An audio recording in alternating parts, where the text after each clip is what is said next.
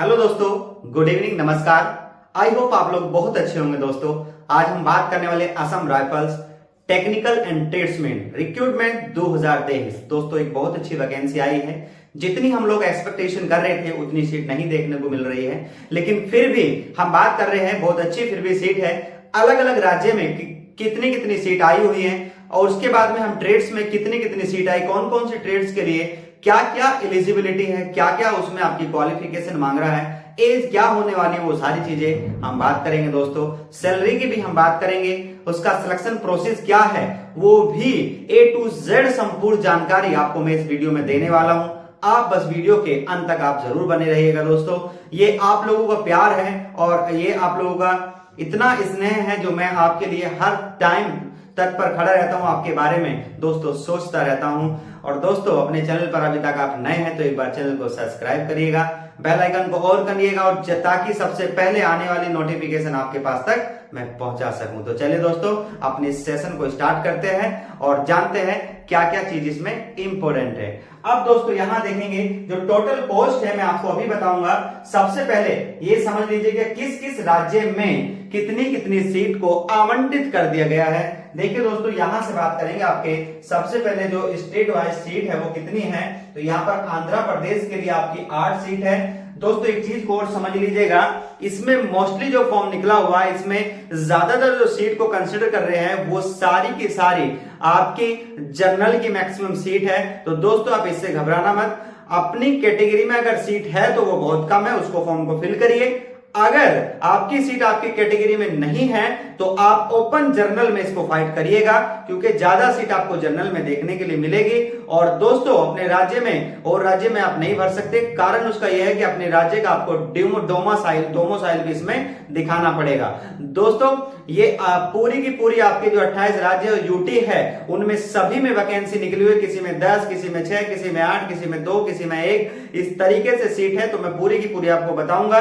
तो चलिए दोस्तों अपना ध्यान दीजिए वीडियो पे। आंध्र प्रदेश में 8 सीट है दोस्तों यहां से, उसके बाद में अरुणाचल प्रदेश में आपकी 6 सीट है, असम में आपकी 8 सीट है, बिहार में आपकी 15, हिमाचल प्रदेश में 1 सीट है, छत्तीसगढ़ में 4 सीट है, दिल्ली में 1 सीट है और गुजरात में 4, हरियाणा में 2 सीट यहाँ पे है, तेलंगाना में 4 सीट है, वेस्ट बंगाल में आपकी 6 सीट यहाँ पे दिखाई गई है, जम्मू कश्मीर में 3 सीट, झारखंड में 8 सीट, कर्नाटक में दोस्तों 4 सीट है यहाँ पे, केरला में आपकी 4 सीट है, एमपी में आपकी 5 सीट है और महाराष्ट्र में दोस्तों 8 सीट है, मणिपुर में 13 सीट है, नागालैंड में आपकी 13 और राजस्थान में आपकी 5 सीट और तमिलनाडु में 5 और यूपी में आपकी 13 सीट है और दोस्तों लास्ट में आपकी उत्तराखंड में 1 सीट है। तो दोस्तों और भी राज्य है, इसमें बहुत कम सीटें मैंने जो बड़ी बड़ी है वही निकाली है। तो दोस्तों अगर टोटल सीट की हम बात करेंगे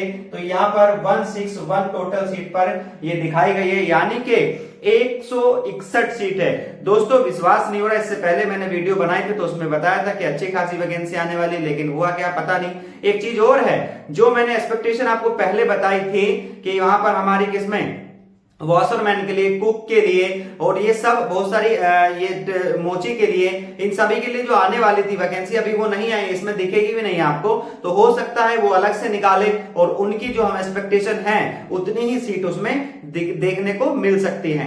अब दोस्तों यहां से हम बात करेंगे साथ के साथ में इसका जो अप्लाई डेट है वो कब से कर सकते हैं, तो 21 अक्टूबर से लेकर 19 नवंबर तक फॉर्म भरा जाएगा और साथ के साथ में जो पीएसटी और पीईटी का जो स्टार्ट है वो भी आपको डेट दे दी है दोस्तों, वो हमारी 18 दिसंबर से लेकर 2024 तक। पीईटी और पीएसटी होता क्या है दोस्तों, ये हमारी जो हाइट होती है, चेस्ट होती है, रनिंग होती है, वो सारी की सारी पीईटी और पीएसटी के अंतर्गत आती है। दोस्तों इसमें अगर फीस की बात करेंगे तो जनरल, ओबीसी और ईडब्ल्यूएस के लिए ये ग्रुप 2 है, इसके एक ग्रुप हमारा बी है और एक ग्रुप सी है। ग्रुप बी के लिए आपको 200 रुपए पे करके फॉर्म भरना पड़ेगा और आपका ग्रुप सी के लिए आपको 100 रुपए का फॉर्म ये आपको भरा जाएगा। ग्रुप बी क्या है वो आगे चल के मैं अच्छे से आपको समझाने वाला हूं। अगर दोस्तों यहाँ बात करें अदर के लिए, एससी एसटी के लिए यहाँ पर 0 रुपया लगने वाला है। अब दोस्तों आगे हम बात करते हैं एज लिमिट की। तो एज लिमिट आपकी कब से कंसीडर होगी, तो दोस्तों ये 1 अगस्त 2023 से एज आपकी कंसीडर कंसिडर करी जाएगी।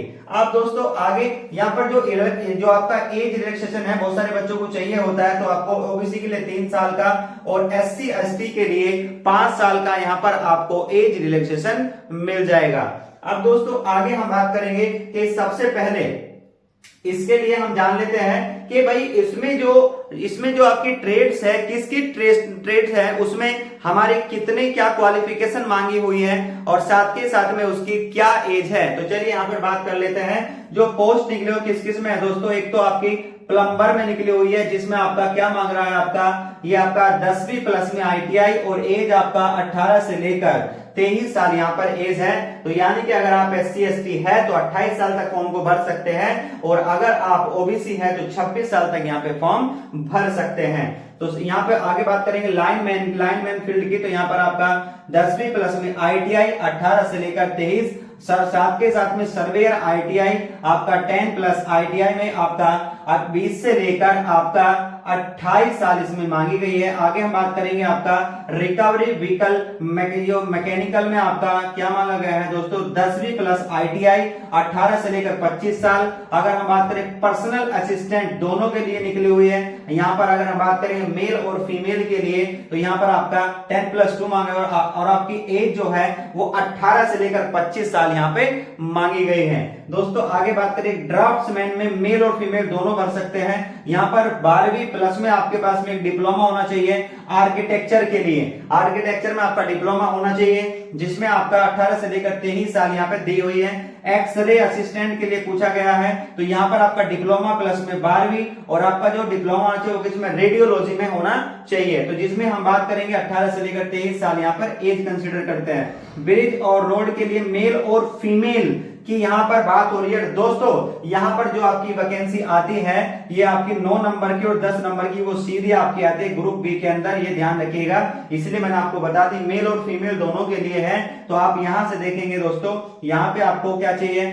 10th प्लस में डिप्लोमा और साथ में क्या चाहिए, आपको एक डिप्लोमा चाहिए, वो भी किस में चाहिए, तो आप देखेंगे यहाँ पे सिविल इंजीनियरिंग में, और जिसमें आपकी जो एज है वो 18 से लेकर 23 साल कंसिडर करेगा। साथ में आपका रिलीजियस टीचर्स है, उसमें आपका ग्रेजुएशन चाहिए, चाहे आपका संस्कृत में हो, इसमें आपका ग्रेजुएशन चाहिए, और 18 से लेकर 23 साल। साथ के साथ में बच्चों इलेक्ट्रीशियन एंड मैकेनिकल मेल और फीमेल के लिए ये पोस्ट है। उसमें आपको क्या क्या चाहिए दोस्तों, इसमें degree in electrical and mechanical या फिर आपका सिविल इंजीनियरिंग की डिग्री है तो भी बात बन जाएगी, जो आपको कहा 18 से लेकर 30 साल इसमें फॉर्म भरना पड़ेगा। तो दोस्तों ये सारी की सारी एजेंडा था, मैंने आपको 1 to 1 करके हर चीज का, जो भी अब आपको कहीं भी जाना है, आपको सीधा क्या करना है, साइड पे जाना है और साइड खोल के इसको सीधा सीधा भर लेना है, कोई दिक्कत वाली बात नहीं होने वाली है। आगे हम बात करेंगे दोस्तों, अब इसका हम समझते हैं कि इसमें जो PST, अब यहां से आइए थोड़ा सा इधर की साइड में मैं आपको बता देता हूं,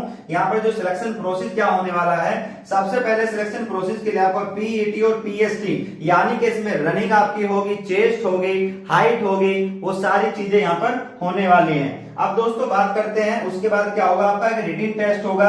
रिटिन टेस्ट में क्या क्या पूछा जाएगा दोस्तों, 100 नंबर का रिटिन टेस्ट होने वाला है, उसमें क्या क्या टॉपिक आएंगे मैं आगे चल के बताने वाला हूं। साथ के साथ में आपका एक स्किल टेस्ट होगा।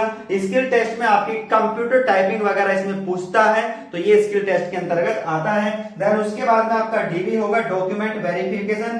देन उसके बाद में आपका मेडिकल होगा और सीधा उसके बाद में आपका ज्वाइनिंग। तो 5 स्टेप है, 5 स्टेप के बाद में आपकी ज्वाइनिंग हो जाती है। आगे बात करेंगे दोस्तों, यहाँ पर रिटिन टेस्ट है, तो रिटिन टेस्ट क्या क्या है वो देखते हैं। इसमें 100 क्वेश्चन आपके आने वाले हैं, जीके और रीजनिंग, और हमारे जो ट्रेड से ट्रेड्स के रिगार्डिंग, चाहे मैकेनिकल से है, चाहे इलेक्ट्रिकल से है, चाहे आप सिविल से है, चाहे आपका ITI हो सकता है किसी से भी, उससे भी आपके कुछ क्वेश्चन इसमें पूछे जाएंगे।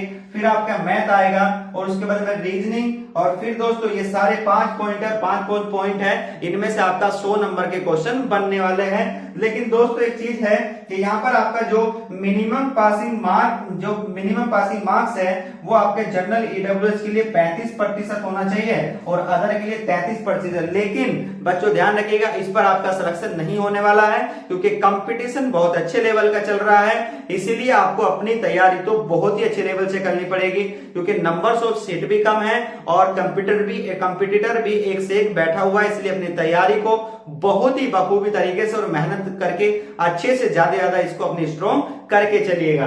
अब दोस्तों ये सारी चीजें मैंने आपको बता दी। अब बात करते हैं पीईटी और पीएसटी होता क्या है। अब दोस्तों आइए पीएसटी मेल के लिए भी समझते हैं और फीमेल के लिए भी समझते हैं। आपकी इसमें रनिंग होगी। रनिंग जो मेल है उसके लिए 5 किलोमीटर, उसको समय मिलेगा 24 मिनट का।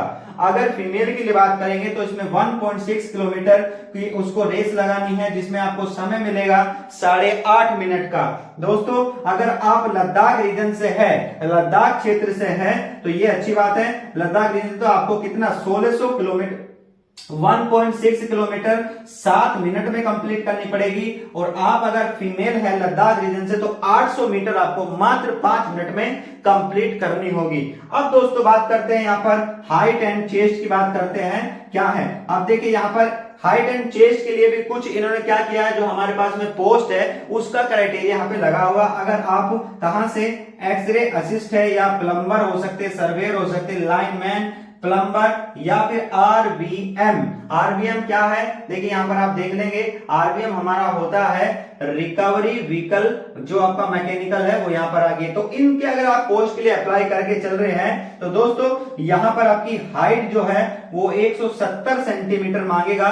ओबीसी वगैरह चाहे आपका एससी हो, एसटी हो, कहीं किसमें भी आप हैं तो आपको जो है 170, लेकिन एसटी के लिए 162 सेंटीमीटर आपको हाइट चाहिए। और दोस्तों चेस्ट की बात करें तो ये सारा 80 से 85 सेंटीमीटर, इसके चाहे आप जनरल में है, ओबीसी है, एससी है, कुछ भी है वो के लिए इतनी हाइट चाहिए। अगर आप एसटी के लिए बात करेंगे तो यहाँ पर 76 से लेकर 81 सेंटीमीटर। लेकिन ये दोनों चीज जो है वो किसके लिए है, ओनली फॉर मेल के लिए, फीमेल यहाँ पे कंसिडर नहीं की जा रही है। तो आराम से फॉर्म को भर सकते हो, कोई दिक्कत वाली बात नहीं है। लेकिन दोस्तों ध्यान रखिएगा, अगर आप कहां से, या तो हिल एरिया से है या फिर आप गढ़वाली से है या फिर आप जो है नॉर्थ ईस्ट यानी कि जैसे असम हो गया, त्रिपुरा हो गया, मेघालय हो गया, मिजोरम हो गया क्षेत्र से है, तो आपकी हाइट अगर कितनी है, आपकी हाइट 160 सेंटीमीटर है, आप आराम से फॉर्म को भर सकते हैं। ये भी आप ध्यान रखिएगा।